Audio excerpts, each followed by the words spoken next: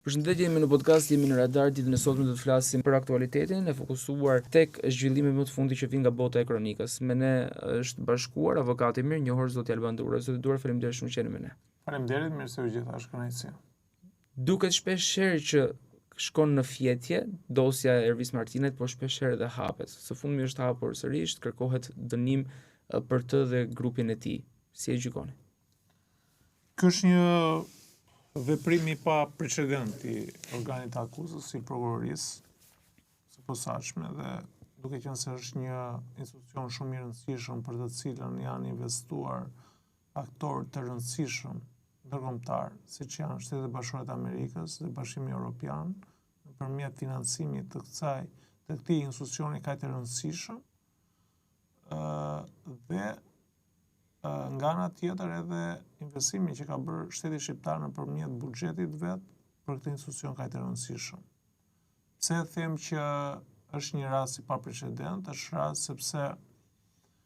kemi të bëjmë me një personazh i cili është deklaruar i zhdukur, pra kemi shumë vite, kemi gati 3 vite, mos gaboj, që fati i Ervis Martinaj nuk dihet. Pra, mendohet që ai është eliminuar,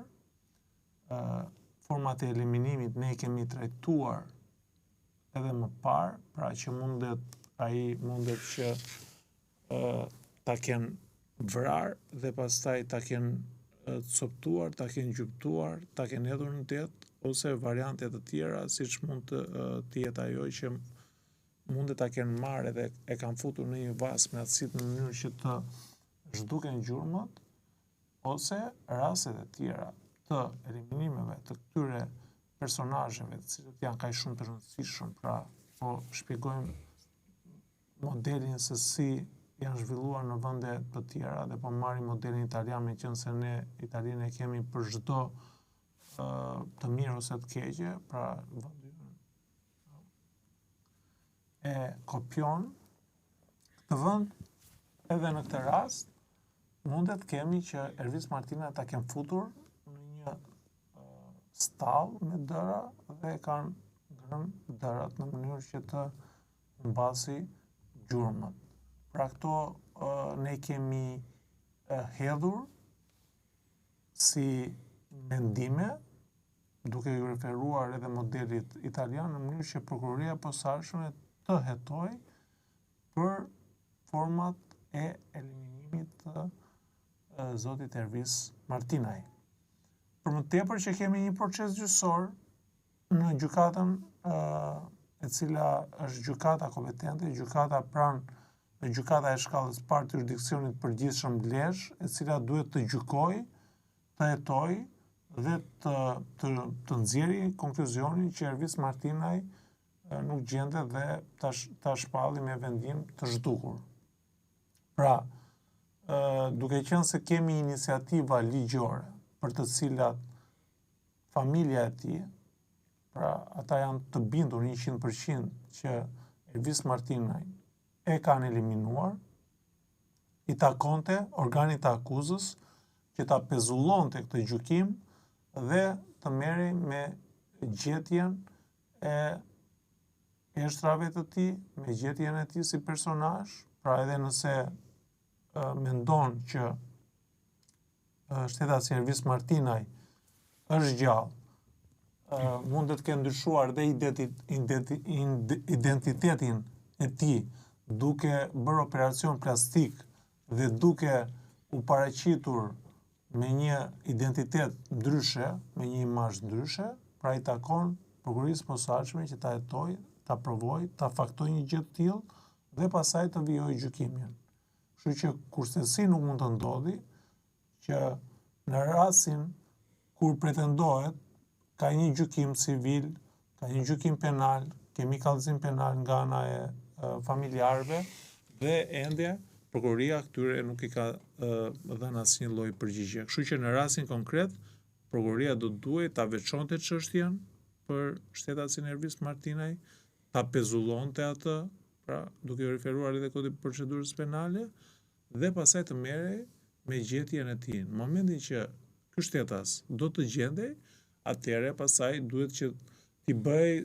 hetimi. Pra, hetimi duhet të ishte bërë ndërkohë që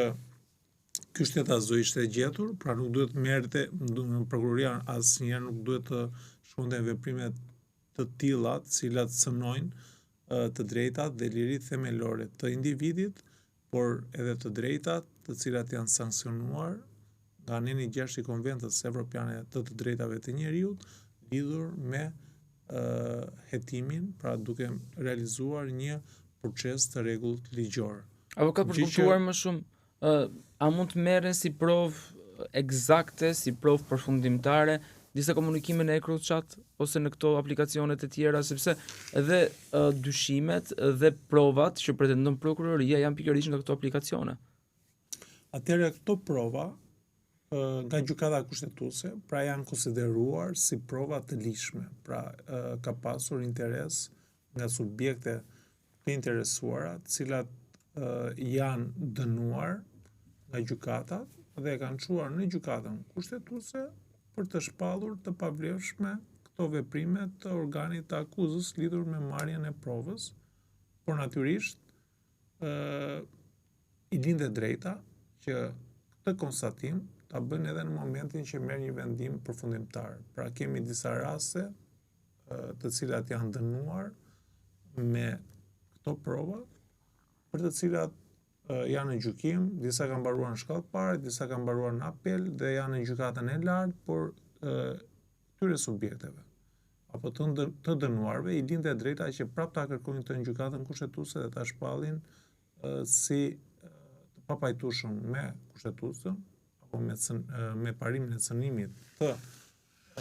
procesit të rregullt ligjor, duke marrë prova të cilat nuk kanë vlerën e provës apo duke marrë fakte të cilat nuk kanë vlerën e provës dhe përpasoj kjo është një rrethanë lehtësuese që mund të sjellë edhe zhbërjen e atyre vendimeve, marrjen e pafajësisë apo të paktën edhe redukimin e dënimeve për vepra të caktuara, sepse ata mund të kenë edhe vepra të cilat provat nuk janë vetëm nga ECROCHAT-i apo nga Sky, por kemi prova të tjera të cilat organi akuzës mundet që t'i ketë kapur. Ndërsa lidhur me rastin në fjalë, pra prova të cilat janë marrë së fundmi dhe i është dhënë vlera e provës, në vende të tjera të Bashkimit Evropian, këto nuk janë marrë në konsiderat. Pra, duke vendime, gjykata është shprehur me vendime të tilla, prokuroria po ashtu, por nëse ne do të referohemi legislacionit tonë të brendshëm dhe konkretisht shkodi i procedurës penale, kur vim tek dënimi i një personi apo tek konkluzioni që ka organi akuzës lidhur me përfundimin e hetimeve dhe dalja në një konkluzion nëse personi i cili është në hetim ka kryer këtë vepër penale për të cilin ai hetohet apo jo dhe prokuroria i komunikon akuzën, pra kur del në konkluzion, këto kursesi për mendimin tim nuk mundet që të merren si prova. Pra këto mund të jenë indicje, por këto indicje duhet të provohen me prova të tjera, që do të thotë me dëshmitar, me gjurmë të tjera të cilat mund të jenë lënë, gjurmë papilare, prova të cilat organi akuzës mund t'i ketë mbledhur dhe kursesi nuk mund të shkojmë të dënojmë me fjalë qytetar. Pra, si rasti Sky ECROCHAT-i, për të cilin nuk identifikohet kush e ka këtë person, kush e ka këtë emër. Thjesht prokuroria është referuar vetëm komunikimeve me njëri tjetrin, që filani që ka këtë kod i përket filan personi apo shtetasit të fjalë Ervis Martinaj dhe personave të tjerë. Unë mendoj që është një gabim mjaft i madh, edhe pse ata mundet të kenë kryer vepra penale për të cilat organi akuzës i ka çuar në gjykim apo i ka dalë në konkluzionin se këta kanë kryer vepra penale, por ne duhet të ecim me prova. Nuk mundet të kemi dënime pa prova. Kurse si nuk mundet të kemi, prokuroria duhet të shkëputet nga mundësitë e të kaluarës, ku gjykon nëpërmjet reagimit popullor, gjyqeve popullore, mendimeve, të cilat mund të marrë lart e poshtë, ndërkohë që detyra e saj është që të ketë prova konkrete shkencore, të cilat provojnë fajësinë e një personi. Pra kjo tregon profesionalizëm. Ne si qytetar vërtet jemi të interesuar që organi i akuzës të luftoj organizata kriminale, krimin e organizuar, korrupsionin dhe shumë vepra të tjera të cilat janë bërë gangren për të shoqëri që mbahet peng nga element të caktuar, të cilët janë në një pakicë, janë në minorancë në raport me shumicën e popullsisë që kërkon konkurrencë, zhvillim, zhvillim ekonomik, zhvillim shoqëror, paga më të larta, por to kursesi nuk mundet të arrijnë që të çojnë përpara bankës së të akuzuarve njerëz cilët nuk i provohet fajësia e tyre dhe këto hetime çojnë që në të ardhmen këto vendime të bëhen të sënueshme. Pra, edhe nëse nuk bëhen nga gjykatat shqiptare, këto vendime bëhen të sënueshme nga gjykata evropiane e të drejtave të njeriut. Dhe kjo do të thotë së pari kosto, që kostoja shkon për qytetarët, për buxhetin e shtetit, duke u angazhuar energji të kota të cilat shkojnë në kosht të plerave dhe përveç saj kemi kosto lidhur me dëmin që mund të kërkojnë personat që janë dënuar pa prova dhe pa të drejtë. Dhe kjo çon në kompensimin për vitet e burgut që ata kanë qenë brenda, në kompensimin financiar lidhur me aktivitetin, biznesin e tyre, për të cilat ata mundet të jenë pezulluar dhe të kenë falimentuar punën e tyre për shkak të imazhit, dëmi psikologjik, këto janë dëme të cilat vijnë në ngarkim të buxhetit të shtetit. Por mbi të gjitha, një institucion siç është prokuroria, dhe këtu nuk e kam fjalën vetëm për prokurorinë e posaçme, por për prokuroritë e rretheve komplet, për prokuroritë, për gjykatat, dhe jo vetëm për gjykatën e posaçme, por për gjitha gjykatat, duhet gjithmonë që të japin vendime të drejta, të bazuara në prova dhe jo në amëndsi. Pra gjyqtari dhe prokurori nuk mund të hedhi fall apo të marri të mirëqenia çfarë thot prokuroria. Pra, duhet gjithmonë që këto të jenë të provuara. Edhe kur vjen fakti që ne mund të kemi mesazhe, pra edhe pse ne mund të kemi numrat tonë, pra të regjistruar në kompanitë e celularëve, dhe ne kemi biseda. Bisedat mund të jenë në formën e një shakaje. Bisedat mund të jenë në formën e një mburje, në formën e një mashtrimi. Pra, ka pasur nga ato raste kur flas për rastet kur janë mburur me njëri tjetrin, pra shok të cilët janë mburur duke u treguar që kam kaq milion lek, kam kaq shtëpia, kam kaq makina, pra është krijuar imazhi, vetëm se janë kapur nëpërmjet përgjimit, pra këto përgjime dhe këto kanë dalë në konkluzionin që shiko, Albani ka 20 shtëpi, po si ka në emrin e vet, po i ka në emrin e një shoku tjetër. Pra, por duhet marrin parasysh edhe karakterin. Pra ne si shqiptar kemi një karakteristikë që jemi krenar. Përveç se jemi krenar, kemi edhe momente caktuara, elementë cilët na çojnë drejt mburjes. Pra, këtë e bëjmë sepse ne nuk duam ta ulim veten, jemi njerëz cilët duhet tregojmë që jemi në gjendje të mirë. Pra është një karakteristikë që kemi ne si popull dhe organi i akuzës nuk mund të shkojë vetëm me fjalët e personit, por duhet të jetojë. Këto shtëpi të kujt janë? Në emër të kujt janë? Kujt ja ka hedhur në emër? E kupton? Kështu që edhe në rastin konkret, në rastin e Ervis Martinaj, kemi të bëjmë vetëm me komunikimet të cilat shkojnë, pra komunikimet të cilat nuk janë prova të cilat të çojnë drejt fajësisë së një personi, por janë indicje të cilat mundet, pra duke pasur të indicje, organi akuzës shkon edhe heton, pra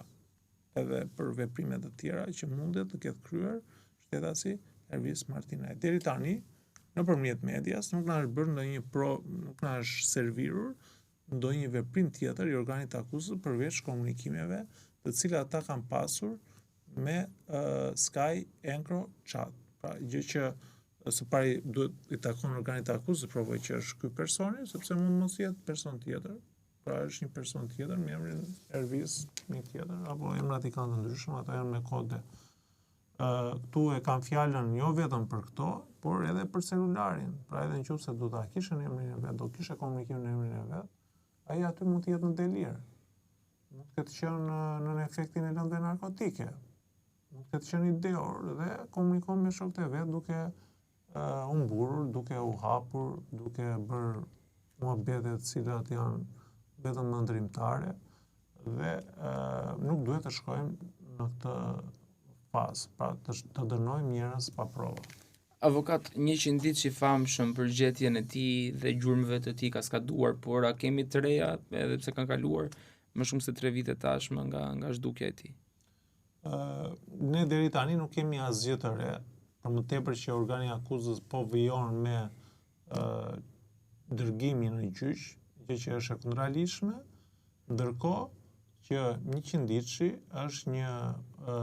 premtim, pra një premtim, si shumë premtime që bëjnë zyrtarët apo ministrat e këtij vendi, të cilat nuk janë realizuar. Pra mund të quhet një premtim elektoral apo një premtim euforik, në mënyrë që qytetarët të jenë të qetësuar, familjarët të jenë të qetësuar, të gjithë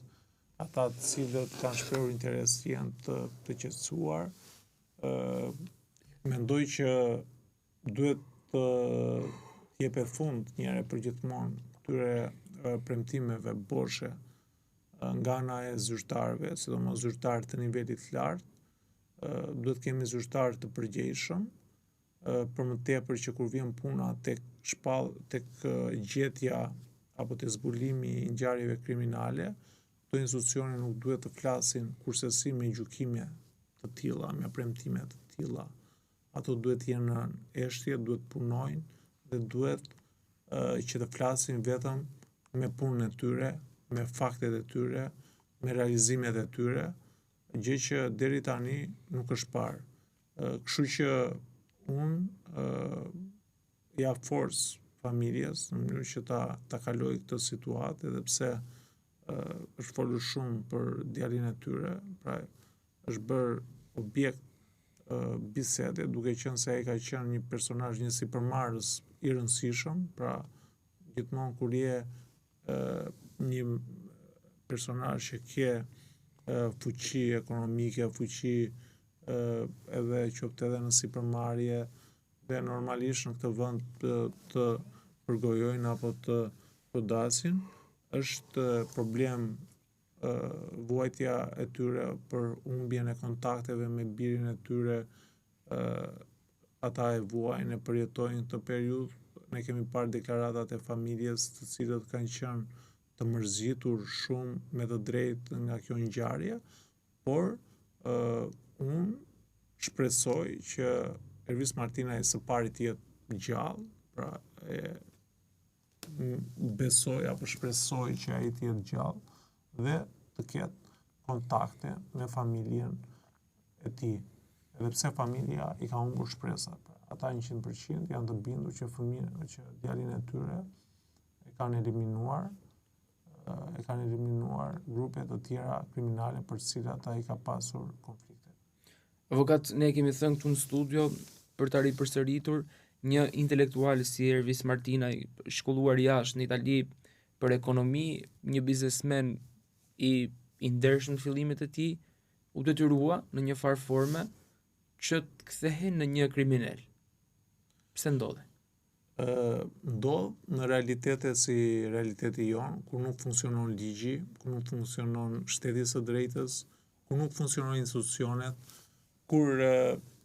njerëzit të cilët respektojnë ligjin, janë profesionistë dhe mundohen që të pasurohen me punë të ndershme, duke punuar, hasin në problematika në punën e tyre, duke qenë korrekt, duke qenë njeri i cili zbaton ligjin të paktën ligjin për sa i përket aspektit institucional, por edhe ligjit moral, duke u munduar që të tregohesh i drejtë edhe me bashkëpunëtorët të cilët punon, ndodh që zhgënjesh. Pra, pas here ke ngacmime të jashtme të cilat çojnë në pengesat që i vijnë qytetarëve apo sipërmarrësve në fushën e tyre, pengesa që deri në një moment pasaj të caktuar mbushet kupa dhe ta qytetarë pasaj ndryshojnë sjellje duke u bërë të ashpër, duke u bërë të egër, duke u përgjigjur me të njëjtën monedhë njerëzve të cilët i kanë cënuar. Pra kjo është karakteristikë e njerëzve të drejtë, e njerëzve të ndershëm dhe kjo ndodh edhe për qytetarë të cilët nuk merren me sipërmarrje, por janë në punën e tyre dhe në mënyrë të vazhdueshme kanë ngacmime të jashtme kur nuk funksionon shteti, shkojnë në institucione, qoftë edhe për ndërtimet të cilat janë bërë afër banës së tyre, institucionet nuk reagojnë, për sipërmarrës të cilët i marrin paratë dhe nuk i japin apartamente qytetarëve për një arrogancë nga ana e institucioneve apo e pushtetarëve të caktuar të cilët kanë në dorë fatet e njerëzve dhe njerëzve i shkon aty ku nuk mban më. Pra, duke u sjell në një mënyrë të tillë që nuk është as ligjore, por as morale, duke u hakmar dhe duke u kthyer në njerëz që mund të kenë kryer vepra penale apo mund të kryejnë vepra të tilla vetëm për të vendosur të drejtën e tyre në vend, sepse institucionet nuk kanë funksionuar. Dhe në Shqipëri ka plot emra, pra duke filluar që nga Aldo Bare, duke filluar që nga Altin Darda, duke filluar që nga Blitan Dajti. Pra kemi shumë personazhe të cilat kanë qenë studentë të shkëlqyer, kanë qenë në punën e tyre, pra nuk kanë kryer ndonjë, kanë bërë një jetë normale, por në momentin që në mënyrë të vazhdueshme janë cënuar, nuk ka gjetur zgjidhje tek institucionet për problemet e tyre, atëherë ata kanë filluar dhe i kanë zgjidhur këto gjëra privatisht. Pastaj duke u futur në një rrugë të tillë qorsokak, pra që do të thotë futesh në botën e krimit pa dashur, aty pasaj do ecësh dhe do vallëzosh apo do heqësh të njëjtën valle që kanë këto aktivitete të cilat janë të palishme. Avokat, shumë faleminderit për këtë analizë dhe faleminderit shumë për prezencën tuaj. Faleminderit shumë. Shtetja në X1, Philip Lane Residence dhe 1001 Solutions.